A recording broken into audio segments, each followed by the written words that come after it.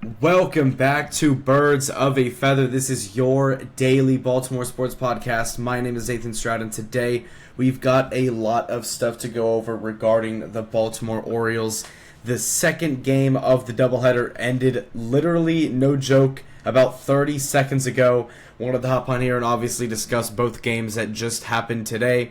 Because there's a lot that happened. Lots of good, also lots of bad, obviously. But the Orioles do split the doubleheader 1-1. They lose the first game, but they go out and they win the second game. It was a result that you wouldn't really think would have happened. You would have thought that we would have lost the second game and won the first game, looking at the starting pitchers for those games, but it was the opposite. And there's a lot to talk about with these games. Obviously, in the first game, a very controversial call in the extra innings to keep Rafael Devers on base kind of ended up being possibly the reason why we lost that game. Obviously, you can look to a ton of different stuff, but the Orioles decided to pitch to Rafael Devers in the first game. He ended up walking it off for the Red Sox in a very close 6-5 game, and the Orioles also blew a 3-run lead in that game. And then in the second game, it was a all-out pitchers duel. Lucas Giolito versus Trevor Rogers. Trevor Rogers makes his Oriole season debut. Obviously, he played 5 games for the Orioles last year before he got hurt. But he also got hurt again this offseason. He was in AAA. He was doing really bad in AAA as well. But again, the Orioles are very shorthanded on pitching.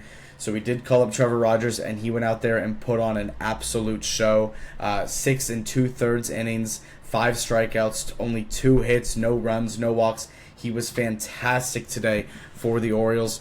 Lucas Giolito was also fantastic for the Red Sox, and you would have never guessed that a pitcher's duel between Giolito and Rogers in 2025 would have been happening, but that's what ended up happening today, and the Orioles were able to win the second game 2-1 thanks to a Ryan O'Hearn RBI and a Dylan Carlson RBI as well. So a lot of good things happened for the Orioles today. Also some stuff, obviously, that we need to talk about.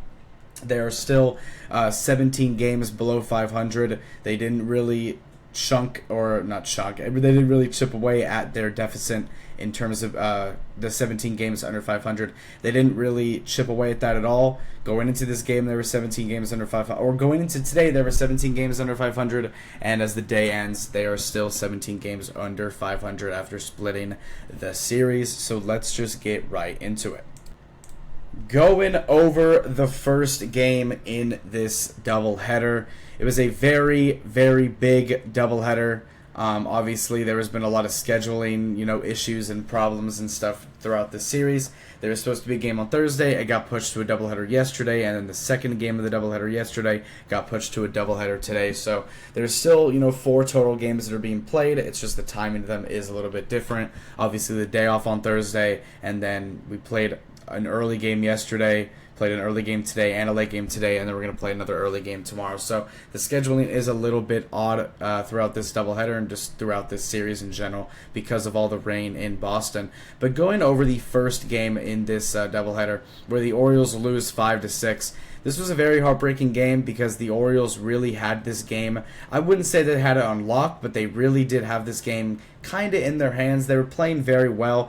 The Orioles went out and scored 2 runs in the first inning, and things were looking really good. And then the Red Sox answered right back with 2 home runs off of Zach Eflin to tie the game 2-2. It stayed tied 2-2 for a few innings before the Orioles broke out and had a huge 3-run 5th inning where they were up 5-2, and then the Red Sox would answer back with a home run to make it 5-3, and then in the 6th inning the Red Sox would tie it 5-5 going into the final stretch of innings. Nobody scored in the 7th, 8th, or 9th. This game did go into extras. Rafael Devers had a really good day today. Obviously, Rafael Devers is Rafael Devers, and he is a very scary hitter, regardless. And basically, Devers had the game-winning run was on second. Obviously, in extras, the game-winning run was on second. There was 1 out, and instead of walking Devers, we decided to pitch to him, and he, made us pay for that. And he drove in the game-winning RBI, and they walked it off. They walked it off against the O's. A lot of people, including myself, were very confused on the decision to not walk Devers. But at the end of the day, that is what that's what an interim manager is going to do sometimes. But going over the offense in this game, Jackson Holiday again with the leadoff. Again, as we know, Jackson Holiday is the new leadoff guy for the Orioles. Jackson Holiday goes 1 for 5 and brings in a run. Adley Rutschman goes 0 for 2 but has 3 walks on the day, so he still contributed with getting on base. And he also scored 2 runs. Gunnar Henderson went 2 for 5 with a run scored and an RBI. Ramon Urias drove in 2 runs, and those were the first 2 runs of the game. Ryan O'Hearn continues to just be great this season, and we'll talk about what he did in the second game as well of the doubleheader. But Ryan O'Hearn goes 1 for 3, Ryan Mountcastle 0 for 4, Jorge Mateo comes in as a pinch runner, Cedric Mullins goes 0 for 3, Heston Kjerstad 1 for 4, Emmanuel Rivera 1 for 4, and that was about all for the offense. So the offense didn't necessarily do amazing, but they were able to generate some runs. 3 for 13 with runners in scoring position. Obviously, you wish that could have been a lot better. They could have scored more runs, but they were able to generate some runs, and they did have a 3-run lead in this game before the bullpen. The bullpen gave it up, but at the same time, all of the runs did get credited toward Zach Eflin, which he had another pretty disappointing start as we go over to the pitching. Zach Eflin gets the start today. He has another disappointing game. He did but he did do better than what he had in his last outing, where he gave up 8 runs. But he still didn't have a great game. Gets through 5 innings, gives up 5 hits, 5 runs. 4 of them were earned, 2 walks, a strikeout, and gave up 3 solo home runs in this game. His ERA is at a 5.4. So Zach Eflin still, has had back-to-back pretty bad games, and hopefully he doesn't go into the stretch because, even going back to last season when we traded for him, and this year as well, the beginning of his starts, he was excellent for the Orioles. Put up a quality start in every single start that he had, and these past 2 games have not been great for him. But I do think that he's gonna, bounce back from this. Brian Baker, does great, doesn't give up a run. Keegan Aiken gives up a hit, ended up actually scoring that main run. Yunier Cano does good. Obviously, he's been struggling a little bit, but Cano goes out there, 1 inning, is no runs, no hits, no walks, and 2 strikeouts. Felix Bautista does good, and Gregory Soto actually gets the loss in this game because he gave up the game-winning RBI to, the game-winning base hit, really, to Rafael Devers. Gregory Soto 0 for 2, 0.1 innings, 1 hit, 1 run. Very unfortunate there. So this game in general was very, very odd because, again, the Orioles were up 5-2, and then the Red Sox ended up winning 6-5. So just another one of those games where the bullpen kind of gives us up. But at the same time, Zach Eflin didn't have a great game either. The Red Sox had 7 hits, the Orioles had 7 hits. But the Orioles did have an error that did cost them a run. So at the end of the day, that probably was one of the bigger things that kind of separated this game from others. The Orioles went out and lost this game. It was very heartbreaking to see, obviously. And going into the second game of the doubleheader, a lot of Orioles fans kind of had their head held down because in the second game of the doubleheader, it was going to be Trevor Rogers pitching that game. And Trevor Rogers, if you don't know, was the Orioles traded for him from the Marlins at the trade deadline last season. And in 2022, he had a fantastic year. He was an all-star that year. But ever since 2022, when you look at 2023 and 2024, he hasn't really been good at all since 2022. Hasn't really done much of anything. Was like in the mid 4s to high 5s or low 5 ERA. So, Trevor Rogers has not been doing great. We traded for him. He had 5 starts for the Orioles last season, and he did bad in all 5 of them. We lost in all 5 of them, and he ended up actually getting hurt. And then he was going to be on the opening day rotation, but he got hurt again. Then we kind of moved him down to AAA. He was on AAA. He was giving up 5, 6, 7 runs a game in AAA. So things were not really looking good for Trevor Rogers. And at the same time, while Trevor Rogers is out there having horrible games, Connor Norby and Kyle Stowers for the Marlins this season have been going crazy and putting up some big numbers for them. So a lot of people were saying that people can look back on this trade and call it maybe one of the worst trades of all time. But Trevor Rogers went out there today and put on an absolute masterclass for the Orioles today. It was very cool to see. It was very, very cool to see. He doesn't get the win because the Orioles didn't put up any runs while he was out there, unfortunately.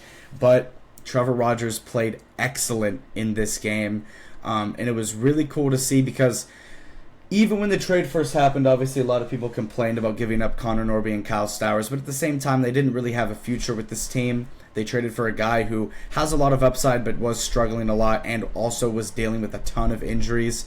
And obviously he was doing really bad in AAA and things weren't really looking good for him. But going into this game, I really wanted to see Trevor Rogers go out there and do well because this, in my opinion, was kind of a test for the Orioles. You know, obviously they're missing that fifth pitcher. They've been calling up Chase McDermott. They've been doing bullpen games. They've been calling up just all Brandon Young. You know, they had Kyle Gibson, which he's obviously gone. So it's been a very weird fifth pitcher. Obviously, you have Sagano, Eflin, Povich, and Kramer, but you don't really have that fifth guy because of people just playing bad, plus the injuries, plus whatever. But Trevor Rogers was always one of those guys, but that we had and that we had available, but we just didn't play him because he was playing so bad. But Trevor Rogers goes out here today in the season debut for the Orioles. His sixth start with the Orioles is the only start that we had that we won with him. And not only was this his best game in an Orioles uniform, this was one of the best starts he's had in his entire career, even dating back to 2022 when he was an All-Star. This game was excellent by Trevor Rogers from the time he stepped on the mound to the time that Tony Mansolino took him off. He was excellent. He was excellent in this game, and he was a huge... I'll go out and say he's the reason that we won this game. Trevor Rogers, Ryan O'Hearn, and Dylan Carlson were the three main reasons that we won this game, and the bullpen as well. This game was an excellent pitching game, really for both teams, but the Orioles pitching did go out there and surpass the Red Sox pitching this game, and they were better than them, and which is crazy to say, obviously, when you think about the Orioles and their pitching and all of the struggles that they've had all season. But Trevor Rogers in this game did excellent. We'll go over his start and the stats in just a second. Andrew Kittredge off of the bullpen did great. He actually gets credited for the win, his first win of the season. This is, I think, only his third appearance for as an Oriole. Obviously, him recently coming back from injury. And then Sir Anthony Dominguez goes into the game in the 8th inning and also the 9th inning to close it out. He gives up a solo home run, makes the game very close, obviously. Even more closer than it already was. But Sir Anthony Dominguez did get the save in this game, which is nice to see. So, going over the offense in this game, there wasn't a ton of it. There wasn't a ton of offense. There was only 2 Orioles with multi-hit games. The Orioles offense had 8 total hits, scored 2 runs off those 8 hits, and went 2 for 5 with runners in scoring position, which was the biggest part of this game, is the fact that they were able to generate runs while the pitching was also doing its thing. The Orioles have really struggled to win games like this, and it was really cool to see them go out there and win a game like this. Gunnar Henderson goes 0 for 3, but he does score a run and also gets walked. Gunnar Henderson actually had one of the biggest moments of this game that won't show up on the stat sheet, but there was a runner. Michael Handley was but he was on first base, and Gunnar Henderson was batting, and Gunnar, hit a ground ball, was looking to be a double play. They got the out at second, and then they threw to first, and Gunnar was safe. Gunnar looked mad at himself. He looked upset that he almost hit into a double play. There was already 2 outs in the inning, and with 2 outs in that 8th inning, Gunnar Henderson was at first with 2 outs. We were able to, Adley Rutschman was able to get walked, which then extended the inning even more to Ryan O'Hearn, who then drove in the go-ahead and essentially, well, not game-winning, but he drove in the go-ahead RBI in this game that got the scoring started for either team. So, Gunnar Henderson's hustle to first and not getting out and not, being a part of the double play, because it was a soft ground ball, could have easily been a double play, but Gunnar Henderson's hustle kept him on base, and that ended up being, honestly, the difference in this game. So Gunnar Henderson, obviously, he goes hitless on today, but he had one of the most important moments of this game with his hustle going to first. Adley Rutschman goes 1 for 3 and gets walked. Ryan O'Hearn goes 1 for 4 and drives in the go-ahead RBI in the 8th inning, which ended up being the difference maker. There was two different difference makers for the Orioles, obviously, because it was only a 2-1 game. But Ryan O'Hearn 1 for 4 with the biggest hit of the day for sure. That got the scoring started for either team. Manuel Rivera goes 2 for 3. He was one of the two Orioles with multi-hit games. Heston Kjerstad 0 for 3. Jorge Mateo goes 1 for 3. He also, when the Red Sox hit a home run in the ninth inning, he made a very great hustle play to try and get it. He was running towards the wall and completely dumped over into the Red Sox bullpen. He didn't get the ball, but it was in his glove, and he made a great hustle play, but he just couldn't finish it off. But, it shows that this Orioles team is still fighting, even with them being 17 games below 500, even with them now officially having the worst record in the American League. It still shows that these guys have heart, which at the end of the day, that's what you like to see, because if there's any team or any way that someone can come back into a season, they're going to have to believe in themselves, and they're going to have heart. So that was a great play by Jorge Mateo, and he also caught the final out of the game on a very great diving cat. Not routine, but also not an insane play. But Jorge Mateo with the final out of this game, catching the final out with him in center field. Dylan Carlson goes 2 for 4 with an RBI. This ended up being the difference maker in this game, because this game could have been tied 1-1 if it wasn't for that Dylan Carlson run in the ninth inning, because then the Red Sox went and hit a home run in the ninth inning from Toro. And then Michael Hanley goes 0 for 3 with a walk. So overall, the offense didn't really do anything crazy. They had very timely, very great hits, obviously, from Ryan O'Hearn and Dylan Carlson, so that was very good to see from them. But, the talk of the town and, the real part of this game that was crazy was the pitching.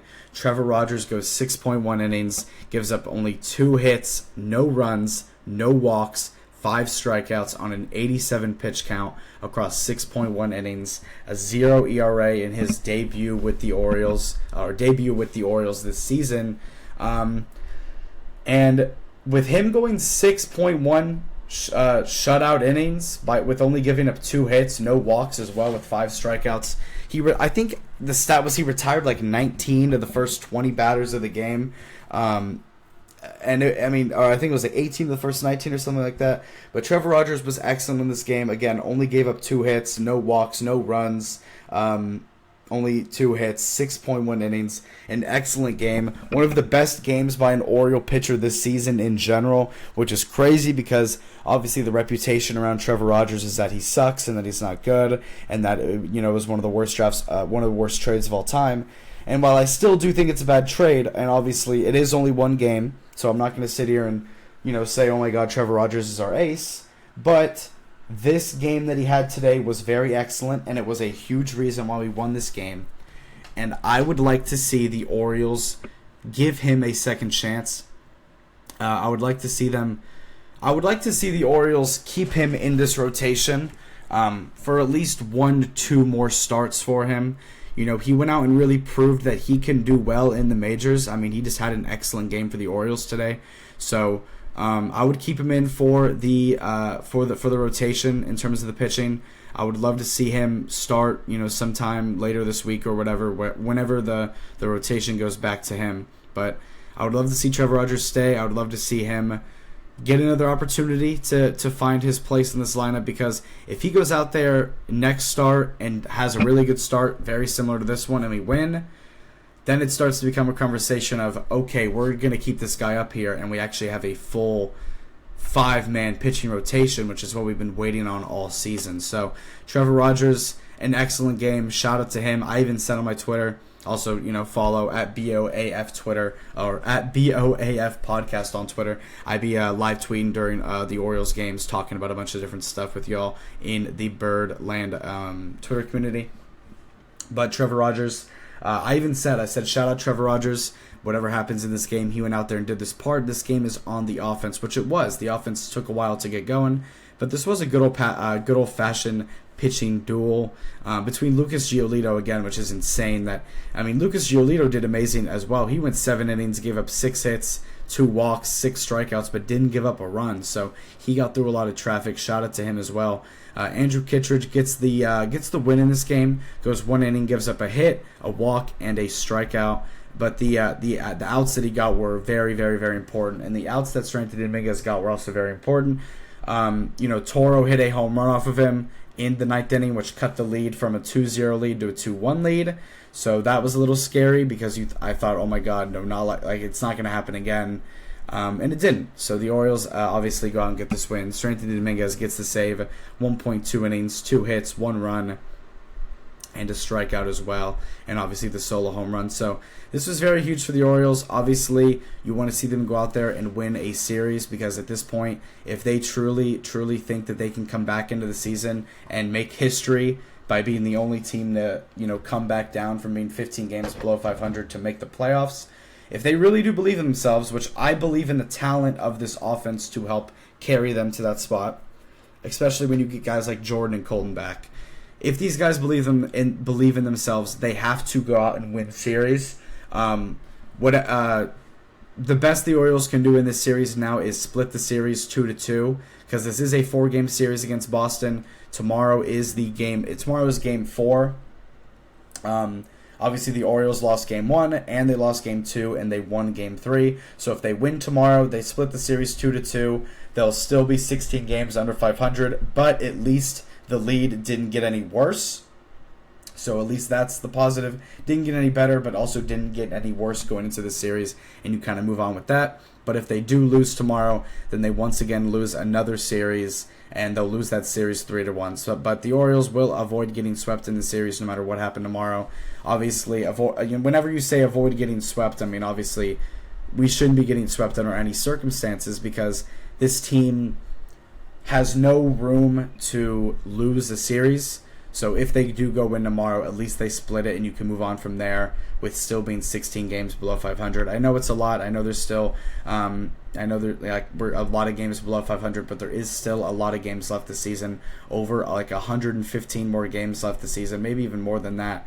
But yeah, this Orioles team has been really fighting. I know that they want to get out of this, but there has been a lot of unfortunate stuff going on with them, plus the injuries, plus the random slumps, plus the starting pitching, plus the pitching in general. So it's just been a mess. It's been a disaster, but it was really nice to see the Orioles not lose both games in the doubleheader. At least they split it 1-1, and we'll see what happens tomorrow in the fourth game of this series. It's going to be Dean Kramer on the mound for the Orioles. It's going to be Dean Kramer versus Walker Buehler. Obviously, Walker Buehler, World Series champ with the Dodgers last season, signed with the Red Sox this year. He's not really having an amazing season. He's getting a lot of wins, but he's not necessarily doesn't have the greatest ERA, but also not the worst. Dean Kramer, on the other hand, obviously 5.5 ERA compared to Walker Buehler's 4, and then Walker Buehler's 4-1 record compared to a Dean Kramer's 3-5 record. So the Orioles hopefully can go out tomorrow, get off to an early lead, and just win this game and split this series 2-2 as we go into the series against St. Louis this upcoming week. But thank you guys so much again for tuning into and listening to this episode of Birds of a Feather. I literally started recording this episode, not even lying, 30 seconds after the second game ended. I was already on my computer. I was already ready to record. Just sparked up the recording, got it going. Straight off the press podcast for you guys.